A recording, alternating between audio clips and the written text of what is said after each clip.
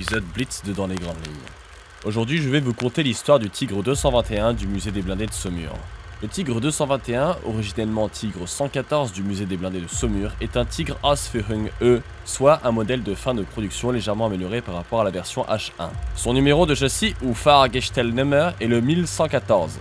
Les numéros de châssis des Tigres étaient toujours précédés par le préfixe 25. Le numéro complet est donc 25 114 ou 251 114 et son numéro de tourelle est le 250 857 ou 25 0857. Fait aussi intéressant qu'étonnant, il y a deux Tigre 1 en France, le second est à Vimoutier et son numéro de châssis est le 25 113, ce qui fait du Tigre 221 le petit frère du Tigre 231 de Vimoutier.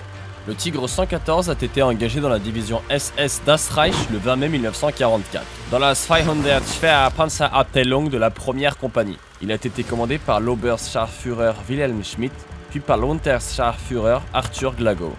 L'équipage du Tigre 114 sera fait prisonnier en août 1944 au lieu dit le Fourneau, à 500 mètres à l'ouest de Breux, suite à un accrochage avec une position britannique.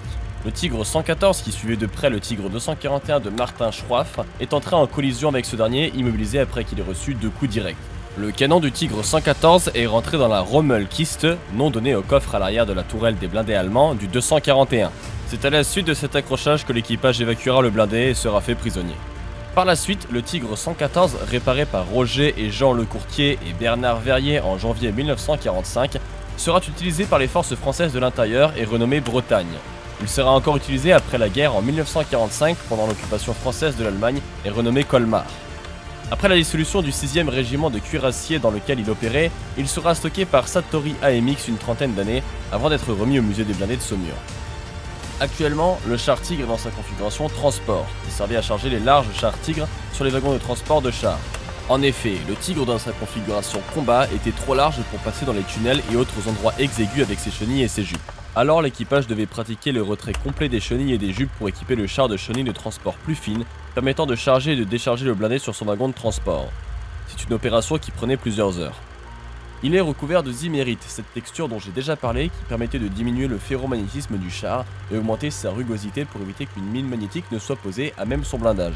De plus, le zimérite augmentait les capacités de camouflage du blindé en diminuant les reflets de la lumière sur son blindage. L'enfoncement à l'avant de la caisse est le résultat de la violente collision avec le Tigre 241 de Schroff.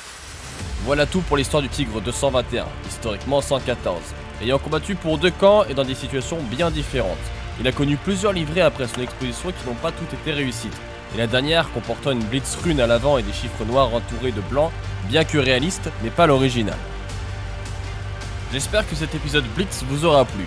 Pour ma part, j'ai eu la chance d'aller réaliser moi-même les plans au musée des blindés de Saumur, avec plus de 4 heures passées dans la salle allemande en compagnie des plus belles machines produites par le Reich. Je remercie ma communauté et plus particulièrement 2 camarades qui se reconnaîtront, qui ont en partie permis la réalisation de cette vidéo.